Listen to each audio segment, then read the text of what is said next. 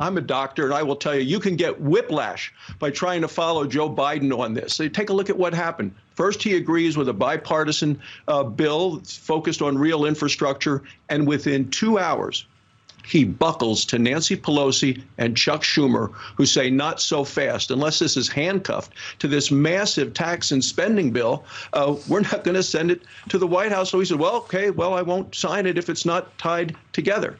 Well, then you had outrage by the folks who were in the bipartisan group working with the president.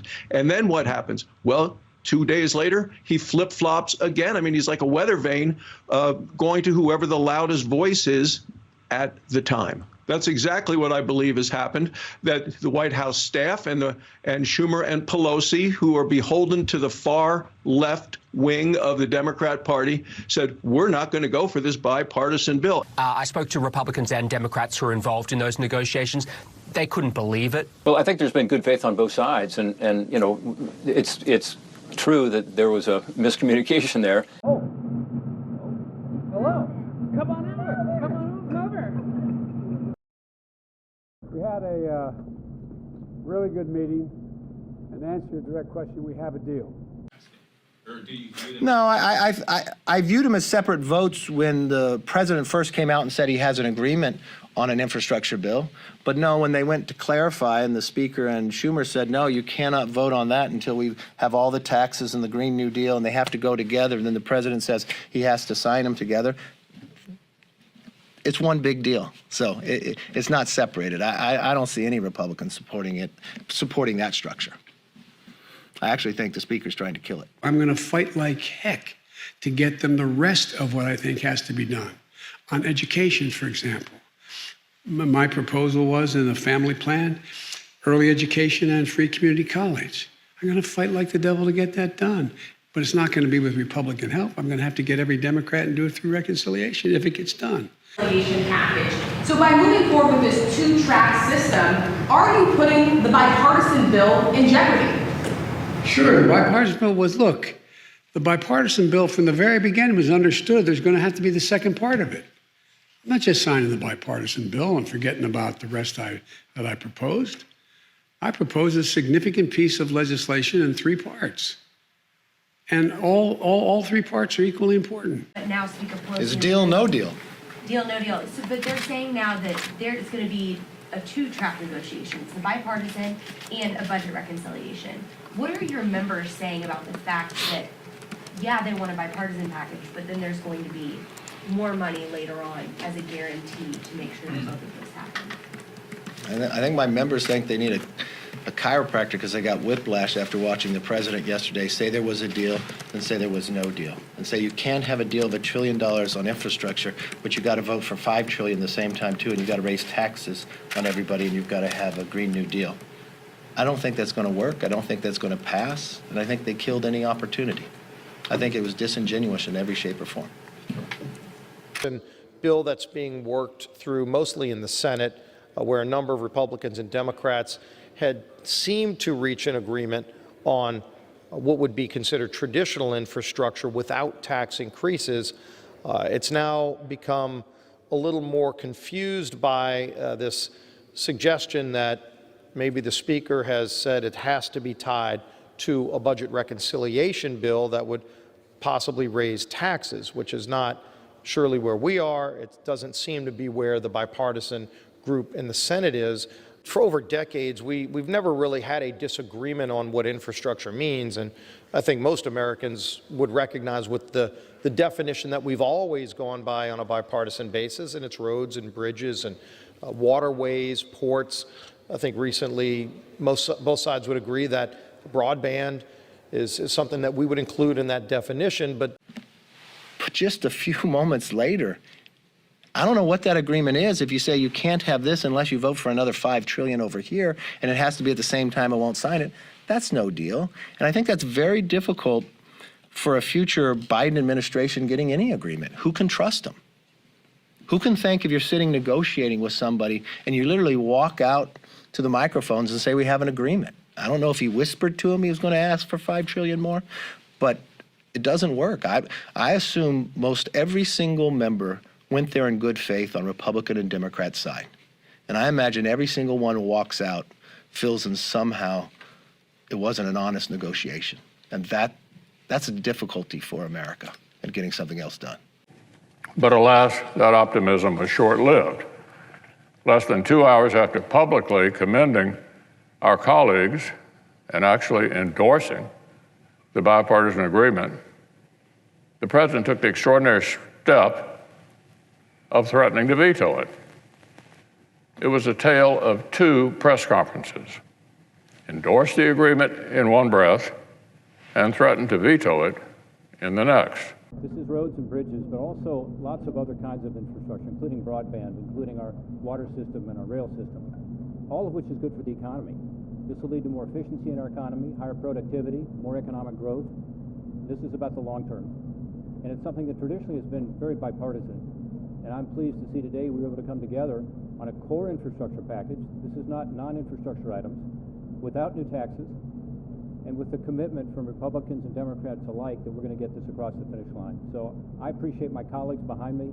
This was a team effort. Everybody was equally involved. Kirsten Sinema did a great job leading the effort, and I want to now ask her to say a few words. Thank you, Rob. You know, there are many who say that bipartisanship is dead in Washington, D.C. and across this country, but this historic agreement today between Republicans and Democrats in the Senate and with the President of the United States shows that when a group of people who are committed with shared values to solving the problems and challenges our country faces, we can use bipartisanship to solve these challenges. As Rob said, and as the President said, no one got everything they wanted in this package. We all gave some to get some, because what we did was put first the needs of our country.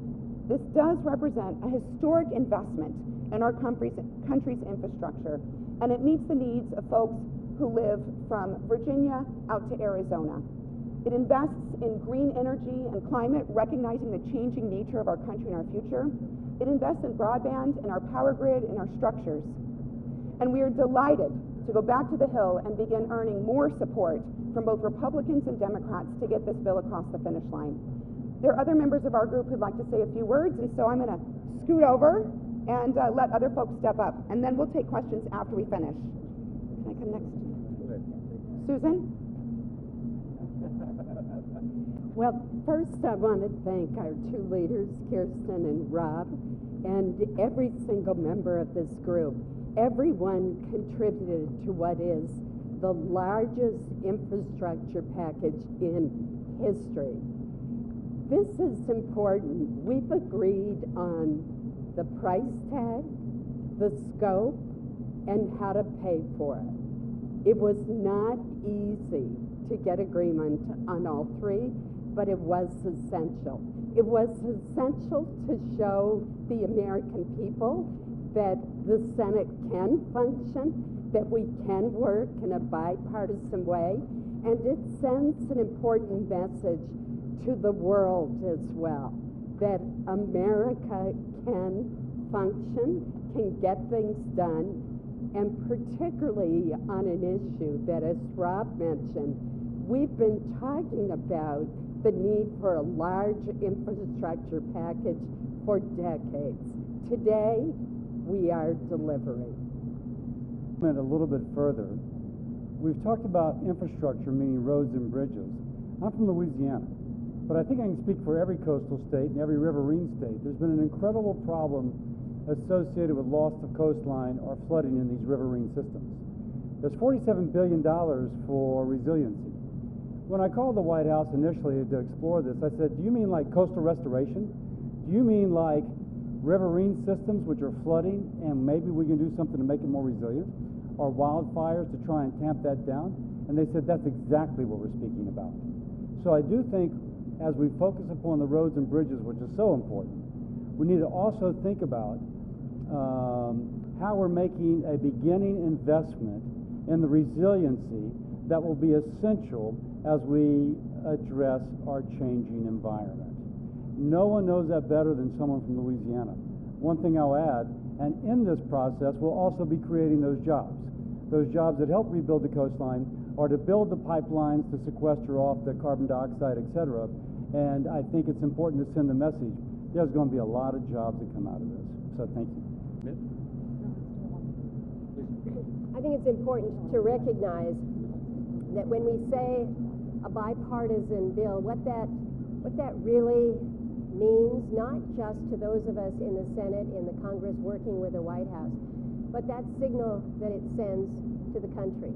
Again, that we actually can work, that we actually can perform, that we can do something not for Republicans or for Democrats, but for Americans. When we talk about infrastructure, there's a lot of diversity here. My friend John Warner has mass transit. I don't have any roads. I have ferry boats. Is John Warner here? John Warner was put to rest yesterday. The president. It was Mark, not John. That's right. Let's just say Warner has mass transit. But I'm speaking to the diversity of what we know and understand in this country, the diversity of needs, the diversity of interest, and thus why it's so important to come together not only across parties, but really to come together for projects that benefit the entire country. It's a great effort with extraordinary people. Oh, he's cleanup. He's cleanup. Between us and lunch here. All right. I just say, look, this is a great group of people here. One of the big surprises I had coming to Washington was the sense that while everybody was fighting with each other, you know what, we get along really well. This group gets along very well. My colleagues in the Senate, we work together. And it's been years and years people have been talking about the infrastructure needs of our country. We know that. We recognize the crumbling infrastructure. And this group came together and actually got a job done. I don't know how far it's going to get. I think it'll get all the way. We got the president behind it, this group here. But we're going to keep working together. We're not finished. We got other projects to take on. But America works, the Senate works, and we can work together. Supporting a second package that will be pushed through with reconciliation. Both of you working on. How can they be working on the second package? And what is your top line number on that? Senator Sanders is saying up to $6 trillion. Do you support that? Well, this will come as no surprise to anyone, but I'm always committed to work with anyone to get things done. So that's where I am right now. You have colleagues in your party. One of them earlier today called this paltry, pathetic. It has to be combined with a second, much more robust, adequate package to be deserving of vote. Well, I do appreciate the alliteration. Biggest package ever. We are incredibly proud of this package, and we earned the support of the United States President because there's a recognition that this package meets the needs that our country faces, both from a job creation standpoint, from investing in crumbling infrastructure that has been neglected for multiple decades, and critical national security to help us prepare for the challenges we face in the global community. We'll give you paper later. We gotta go. We'll give you paper this afternoon. We're going to hand out the paper this afternoon. How are you going to pay for it? Can you tell us how you'll pay for it? We'll give you the pay-fors and we're spending on and the pay-fors this afternoon. And that's agreed upon, the pay-fors? Yeah. Will you support the reconciliation